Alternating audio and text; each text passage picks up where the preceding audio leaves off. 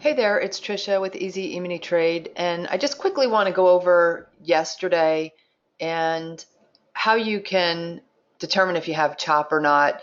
You can certainly still choose to trade it, and I'll show you how you can do that as well, but you have to be aware of where you're taking your trades at all times. So let me just give you an idea of what I mean.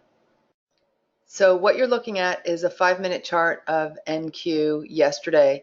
Here is the open right here at 9:30, and you can see went a little sideways, dropped, and then popped back up, drop, and then chop.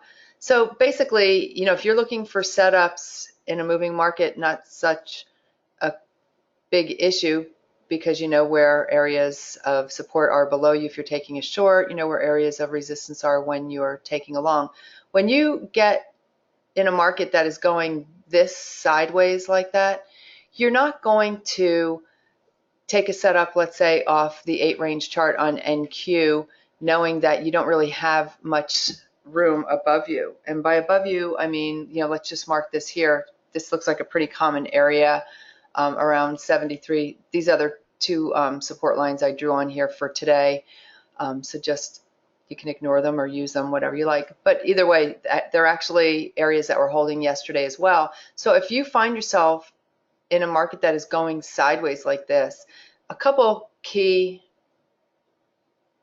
items that you can look at. If you use the market profile and you've got your fair value area and there's not really much slope, you can see up here, this is fair value area high, this is fair value area low, and it's just flat. The same if you use any moving averages. If they are just flat, you're not really in a market that is moving in either direction. So in that type of environment, you have the option of doing range trades, and what that would be shorting resistance and buying support. So you have to establish where the repeatable areas of support and resistance are, and then you could drill down on a smaller chart and watch for divergence at those areas.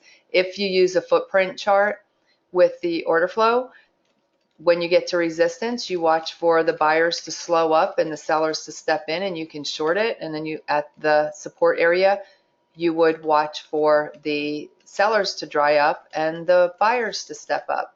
So, that's something that you can easily see after the fact, but let me show you something that you can see easily real time. So I'm going to change this to an 8 range chart.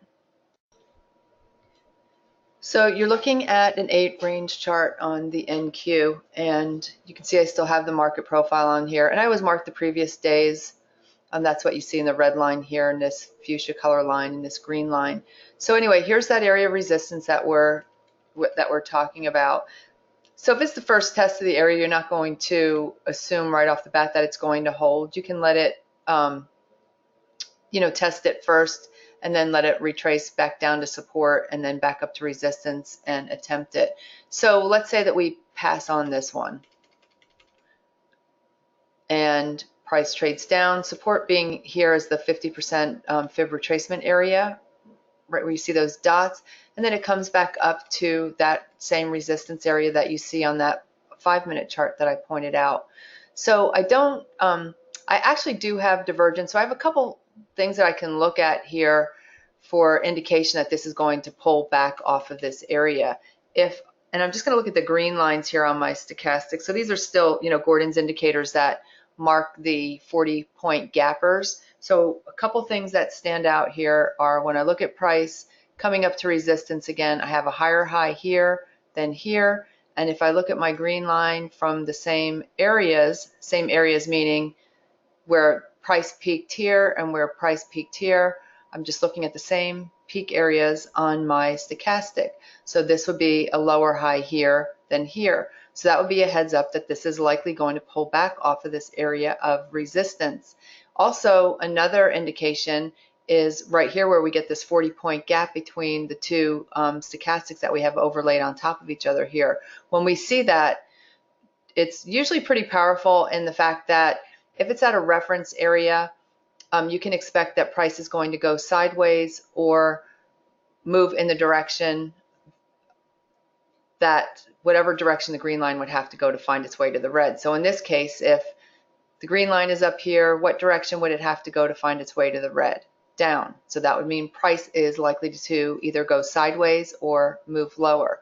So when you get to the area of support, now we can look for something in the area where this last held here, but you can see as price gets there this time around, it doesn't actually hold. But we get back down to this next area of support, which is fair value area low, right? And I actually have divergence. I have a lower low here than here. And then on my green line, I did a crappy job drawing the line there, but I have a higher low here than here. So that's heads up for a bounce. So I can buy it there. As opposed to when you get your slinky set up, you can take those. So right here we get a slinky set up. Right here closing below the super trend stop here. And this is in line to take it, but where am I going to get to? So I have to assume with all this congestion, you can't see my volume at price right now because it's off to it's real time, so it's plotting for this morning. I scrolled back to yesterday. But if I took this, I'd have to realize that I could possibly get stuck here around 65, then down here at the 50% retracement. And if it gets through there, then I'm looking at fair value area low. So if you determine there's enough room to support to try that, you could. Otherwise, you short resistance and buy support.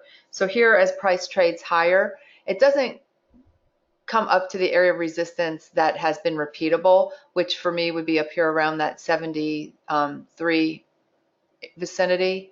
Now this does trade up to the VWAP. If you want to be aggressive, you can certainly decide to take that. You got your 40-point gapper, so you know that it's probably going to either stall or pull back off of there. But at this stage where it's at, you don't know that it's not going to get stuck here at 66. So if you decide that you want to try it, you absolutely can. So I'm looking for something down at areas of support that are repeatable and the area of resistance. So when this gets down in this area here, I don't really have any indication to try it. I don't have divergence. I don't have a 40-point gapper, so I'm going to pass on doing anything there. Here it attempts to move lower, holds. This is actually fair value area from the previous day. And if you want to be aggressive, you can certainly buy it. I don't have divergence and I don't have a 40-point gapper here on my stochastic, so I'm going to pass. If you decide to just take it, you can be very aggressive, and when it hits support, so here it's the first test, so you probably would pass, but when it retests it here and fails to go lower, then you might opt to just jump in if you want to be very aggressive. What would have to go through your mind is, okay, if I buy this, I have to be aware that I could get stuck in the area that was last holding, which is this brownish dotted line, which is the 50% retracement area. So mainly what I'm waiting for is I'm waiting for a reason to try to buy it down here or to short it up here. And so if you take the slinky, once again, you get a valid buy right here. I'll mark it.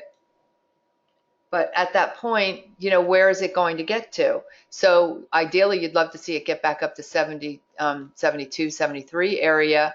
But if you take this, you have to be aware that it could get stuck right in the area above you and then the VWAP before it ever gets there. So only you can decide if that's enough room for you to attempt that as a buy. And then up here, doesn't quite tag resistance. And I don't get divergence off this chart. If you're looking at it like on a 1-minute chart or something smaller and you have divergence, the area that we're watching up here is around 72, 73. So if you want to take it, you go ahead. Down here at support, fair value area low, I get divergence. I have a lower low here than here, a higher low here than here, so I can buy it. Up here gets up to this area of resistance that I've been watching. And so I wasn't trading at that time, I was finished. But if I was watching it and I wanted to take it, I have divergence to the downside. I could tempt that short. I'm not looking for the buy here because it's just smack dab in the middle of the range. So I don't want to try to buy it, even though you're getting a clue here that it's probably going to bounce. So if you are comfortable in attempting this buy off this area, then buy it. And then your ideal situation would be that it tests that area of resistance again. When I get up to resistance here again, if I'm trading still at that time and I want to take it, I have a higher high here then here, and then looking at my stochastic green line, I did not draw that very well. Let's try again here. I have equal highs. Still didn't do it very well. Anyway, divergence, so you can take it off there again. And what would go through your mind is, as this stops coming down and testing support areas, then you just have to be aware of the last areas that it's been holding. So if you take this short, you have to use, at least initially, be aware that it could get hung up on the VWAP area and then this area here around 65 before it ever gets to the 50% and fair value area low. So as those areas keep repeatedly hitting, you can take them. When you get to the point where the range is getting smaller and smaller and it's not testing, again, retesting the areas of resistance or support, then you're going to want to stop doing them because it's gearing up for either a breakdown or a breakout. So you want to make sure when you're taking those, you're taking them at the repeatable areas that have been holding, and then just be aware when it stops actually reaching the area of resistance or reaching the area of support that you're watching, because like I said, it's gearing up for a move. And this is what it would look like on the 5-minute at that time when it was, the range was getting smaller and smaller. So if you look at this and you just draw a couple of your little trend lines there, you can see that it's getting smaller and smaller. And I'm just using, the highs and the lows, general areas here. So when you see that, it's, like I said, gearing up for a move. And then you can, just let it start to move and then find a way in.